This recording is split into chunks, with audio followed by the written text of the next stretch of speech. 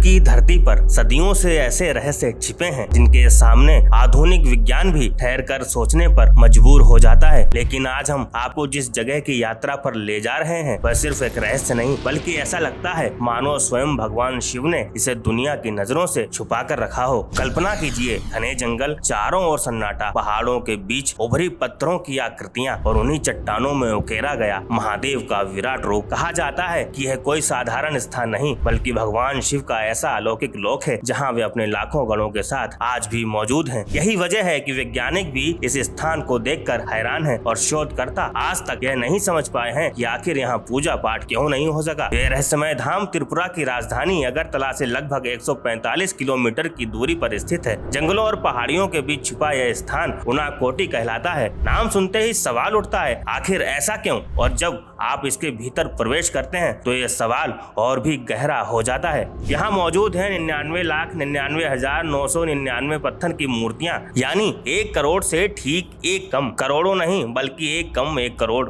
कौन सा ऐसा स्थान होगा जहां संख्या भी अपने आप में एक रहस्य बन जाए। ये मूर्तियां इतनी विचित्र, इतनी विशाल और इतनी अलौकिक हैं कि पहली नजर में ऐसा लगता है कि मानो ये बनाई नहीं गई बल्कि किसी दूसरी दुनिया से उभर आई हो। सबसे चौंकाने वाली बात यह है कि आज तक कोई नहीं जान पाया कि इन मूर्तियों को किसने बनाया, कब बनाया और क्यों बनाया। और उससे भी बड़ा सवाल, 1 करोड़ में एक मूर्ति ही क्यों कम है। इतिहास, विज्ञान और पुरातत्व तीनों इस सवाल के सामने मौन है। स्थानीय भाषा में कोटि का अर्थ होता है 1 करोड़ और उना का मतलब होता है एक कम, यानी उनाकोटी। 1 करोड़ में एक कम, इसी नाम के पीछे छिपा है इस स्थान का सबसे गहरा रहस्य। पूर्वोत्तर भारत के सबसे बड़े रहस्यों में इसे यूं ही नहीं गिना जाता। कहा जाता है कि वर्षों तक यह देवीय लोक इंसानी नजरों से पूरी तरह से ओझल रहा। जंगलों ने इसे अपनी गोद में इस रहस्य को छुपा लिया था, मानो स्वयं प्रकृति चाहती हो कि ये रहस्य ही बना रहे। आज भी हालत कुछ अलग नहीं है। यह इलाका पहाड़ी है, चारों ओर घने जंगल और दलदली जमीन। सोचिए, जहाँ पहुँचना तक कठिन हो वहाँ लाखों मूर्तियाँ कैसे बनाई गई होंगी। इन मूर्तियों को तराशने में तो सदियां लग जाती, और वो भी ऐसे समय में जब आसपास कोई आबादी तक नहीं थी। यही कारण है कि यह स्थान लंबे समय से शोध का विषय बना हुआ है, लेकिन जवाब अब भी अधूरे हैं। इन मूर्तियों को लेकर एक पौराणिक कथा बेहद प्रसिद्ध है। कहा जाता है एक बार भगवान शिव 1 करोड़ देवी देवताओं के साथ काशी की ओर जा रहे थे। यात्रा लंबी थी, रात हो चुकी थी, तो सभी देवी देवताओं ने उनाकोटी में विश्राम करने का आग्रह किया। महादेव मान गए, लेकिन उन्होंने एक शर्त रखी, सूर्योदय से पहले सभी को यह स्थान छोड़ना होगा। अगली सुबह सूर्य उगने से पहले भगवान शिव तो जाग गए और आगे की यात्रा के लिए तैयार हो गए, लेकिन बाकी के देवी देवता गहरी नींद में सोते रह गए। जब सूरज निकल आया और कोई भी नहीं उठा तो भगवान क्रोधित हो गए। कहते हैं कि उसी क्षण उन्होंने सभी को पत्थर बन जाने का श्राप दिया। यही वजह है कि यहाँ 99,99,999 मूर्तियां हैं, 1 करोड़ में सिर्फ एक कम। और सबसे रहस्यमय बात यह है कि इन सभी मूर्तियों में किसी न किसी रूप में भगवान शिव की झलक दिखाई देती है। लेकिन कहानी